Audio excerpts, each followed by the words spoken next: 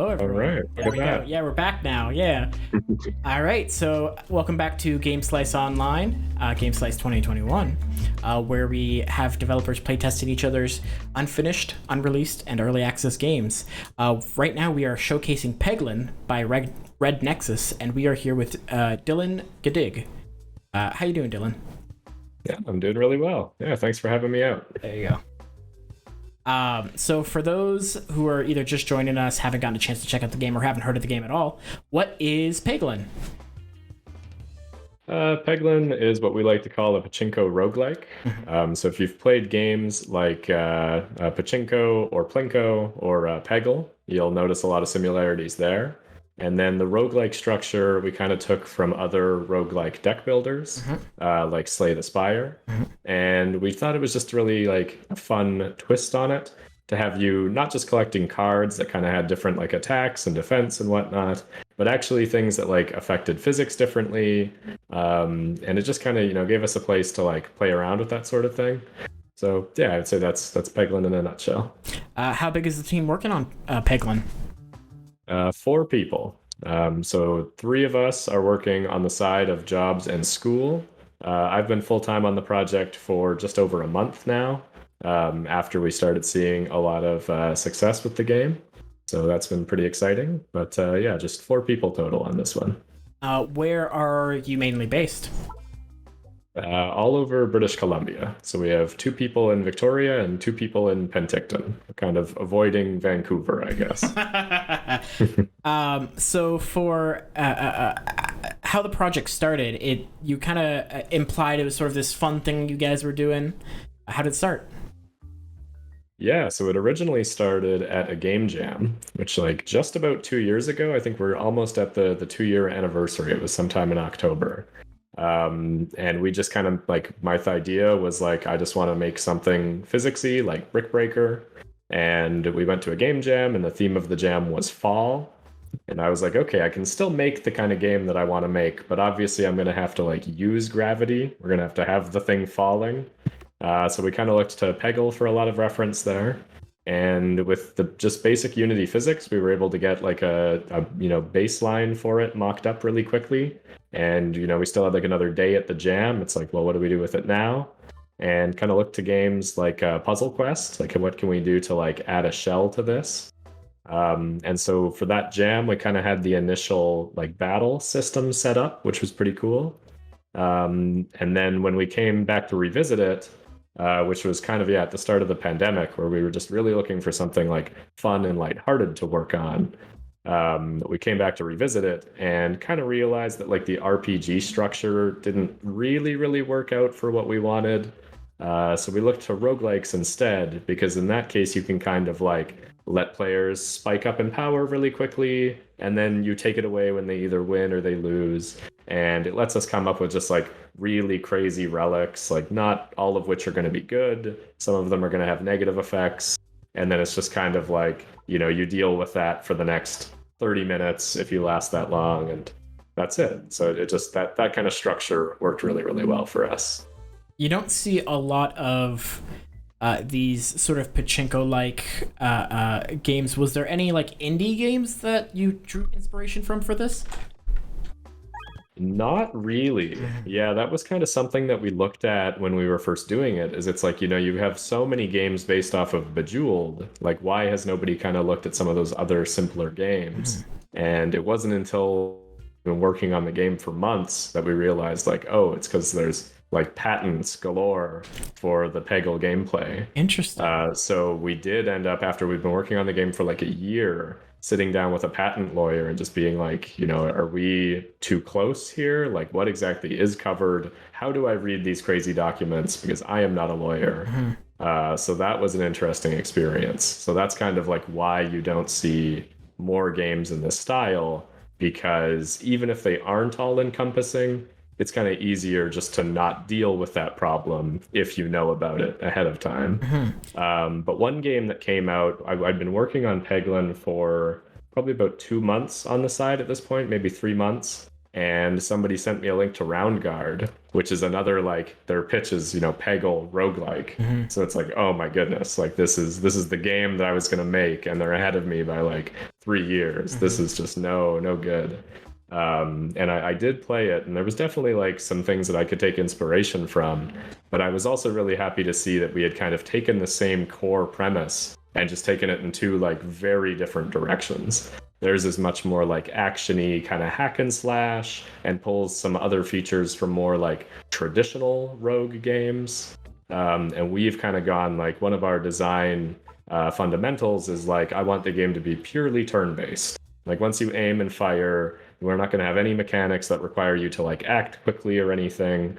Like this is just supposed to be like a very chill game that like honestly, if you're doing something else on the same time, like I'm not going to be offended. Like I really like being able to play games to relax where I don't have to pay like 100% attention to them. So we went in very different directions with design decisions like that, and it's actually really interesting to see like almost a parallel universe version of what Peglin could have been. Could have been, that's right. Did you have to like do any drastic design changes because of those patents, or were you just you were luckily safe from the start? Yeah, there's like certain things that we're just like radically different on already. Like, I don't know how familiar you are with Peggle gameplay, but it's a straight up puzzle game. You're trying to solve each stage, and you have to do that by like clearing specific pegs on the board. And these are all kind of things that they go into in detail.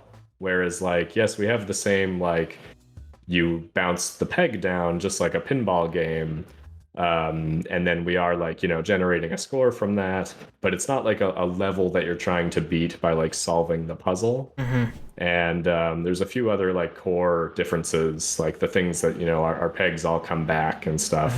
But it was like I could just remember that feeling of just kind of my heart sinking to my stomach of just like, oh my goodness, are we just going to have to toss away like a year of work here? Like that's heartbreaking. Was that the sort of hardest part of this development, or was there sort of more along with it?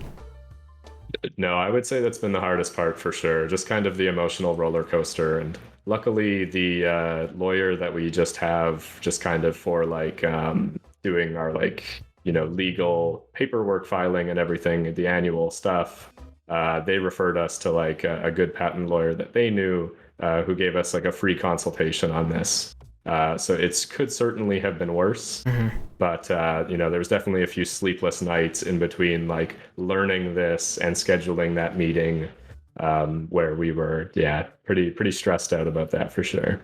And other than that, I would say like development has just been a breeze for most of the time, because we set out to make a game that like would be fun for us to play, would be really fun for us to work on. It's a lot of like simple systems kind of stacked on top of each other to create that complexity. So it's really easy for us to just kind of like come in and add more simple stuff on top. So it's been a ton of fun to work on, but just some of the, the realities of trying to make and sell an indie game, I guess. That's right. Wow, that's really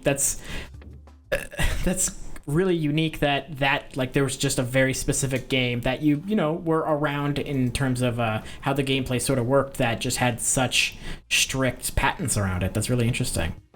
Yeah, it's something you like don't really think about at all, right? Like imagine if one of the early like 2D platformers had patented up and like taken all of those mechanics. It's like we'd have a completely different like game environment than we have these days. Like it's very strange to think about. Yeah, don't give them any ideas. What was your favorite part to come out of this? What was your favorite thing to come out of this so far? I think just like the community that is kind of built up around the game. Like this started as like a very just solitary endeavor. At the very beginning, there was just two of us working on the game, and we were just kind of plucking away at it. And there's so much work to be done before you like have a game. Even though it started at a game jam and we had like the one battle that you can do, there's just so much work in between that and having like the structure of an actual game that is fun to sit down and play for like half an hour at a time.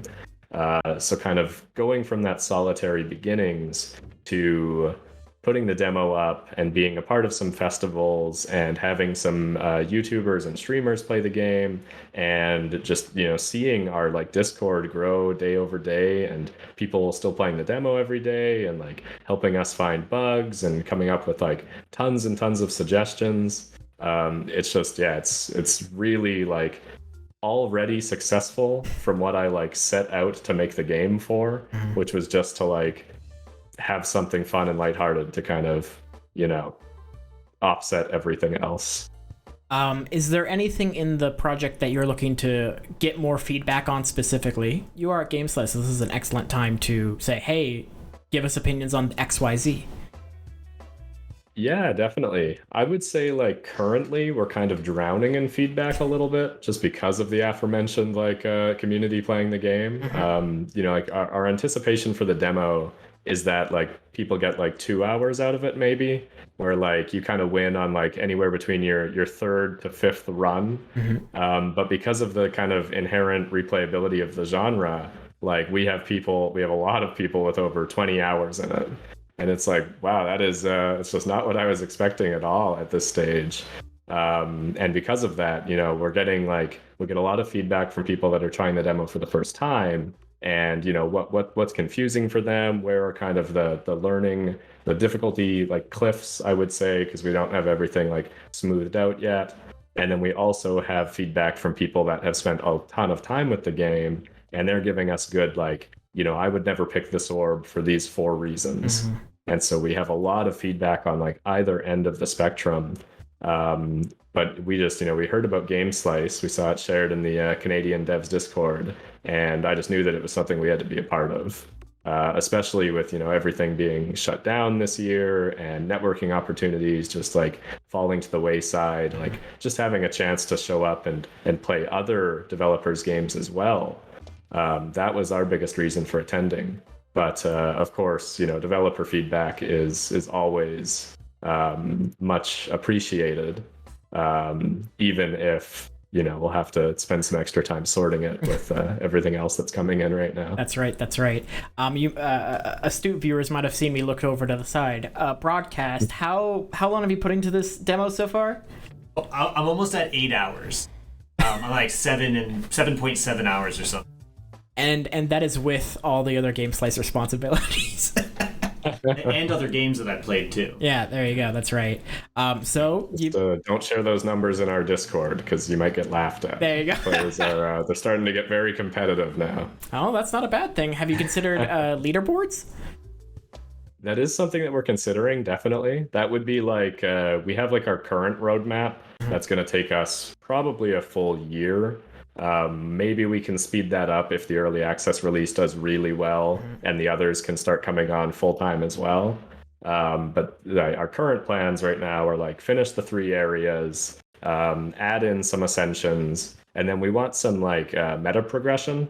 Like I love games like Slay the Spire and Monster Train to death, but I'm just bad at them, I guess. Like on Monster Train, I'm at like Ascension 22 or something, so I'm actually pretty high up. But on Slay the Spire, I don't think I've made it past 7. And it's like, I know they do some really cool things. Like you have to end up like fighting 2 bosses at a time and stuff like that. Or one right after the other, I guess. But I've never made it there to see it. And that kind of just doesn't go doesn't really go with our more casual approach. So we're always going to have like a hardcore mode in Peglin. But I also want there to be like an easier mode where you're kind of like, filling out bestiary entries and logs for some of the items. And in doing so, like gaining more power. And so you should be able to like see every ascension eventually with that kind of progression in there. And then of course we'll have the mode that turns all of that off for, people that want to speed run from a base level or just want the hardcore challenge of the higher level ascensions. So I'll loop back around and actually answer the question. I'm so bad at going on tangents, but we have like a year's worth of work planned, and then leaderboards are kind of on the far end of that. And it's possible that we'll turn that around because I was not expecting like a little speedrunning community to pop up for the demo at all. So we are definitely going to kind of change our course to match what our players are looking for. And if leaderboards end up being high up there, then that'll definitely be something that we kind of bump ahead. So for like when you're looking to put this up for like this start of the full game, when do you get? Is it going to be after that year of development? So probably sometime next year, or is there going to be some sort of early access release that you're hoping to hit? Yeah, we're so just because of how the demo is doing, I guess. We have a lot of players like kind of clamoring to get into that next area. So I would like ideally go into early access with at least all 3 areas done. Okay. But like unfortunately it's just kind of slow going. Yep. And we would like to release like sometime this year because we've been telling people that for like a year and a half now. So it's looking like we will go into early access either in late October or early November, and then it'll be the first like 2 acts of the game. So it'll be more than what's in, like double the content of what's in the demo currently, but not quite the full game yet. And so we're going to find ways to like be very clear about that. Like if you want to come back when the game is considered complete, even if it's not like the 1.0 launch yet, we'll try and get that messaging very clear across. For the players that like want to get into the next area like right now, here's that early access option for those players. Awesome. Thank you so much. Are there any lessons through this development? Because it sounds like it's thankfully going relatively smoothly, barring some legal, nonsense, as it were. It sounds like people are loving the game, which is awesome. Are there any, maybe not necessarily even for this game, but are there any lessons you wish you'd learned sooner in game dev? Interesting. Yeah, so this is my second like big stab at being an indie developer. I tried like fresh out of university, and we made like a local multiplayer game that like it demoed so well. Like you would take it to a show floor and you would end up with like 20 people crowded around the booth, like waiting for their turn to play like this 4-player free-for-all game against their friends. And we released the game, and like even like it got some nice awards and everything leading up to release, and it just made almost no money. It was like, and I later learned that it actually made an okay amount of money for an indie game, but like, we were really banking on like, work on this game for a year, we'll make a decent salary from that, and then we'll keep on snowballing and making other games. So yeah, as for the lessons that I kind of wish that I'd learned earlier, it would be like, pay a little bit more attention to the marketing side of things. Like there are games that are very fun to work on and very fun to show off that are not necessarily like going to make enough money to keep making games. And had that been different, I might have been ahead by a few years and been able to beat Round Guard. But other than that, yeah, I would say like development is going quite smoothly. Some of the things that we're focusing on here are just like the kind of the roguelike formula worked really well for us. Like people have 20 hours of gameplay. That's not 20 hours of like story that we've sat down and developed. Those kind of games, like when you're trying to like pick off a game on the side of a desk job and you maybe have like 2 to 3 hours to work on it in a night, really tough to make meaningful progress, I think. Whereas a game that you can just add like bits and pieces to can go a lot farther. It's fairly easy to add a new relic in like 4 hours. If all of the pieces are in place and it's not super complicated. So that I would say would be a big one.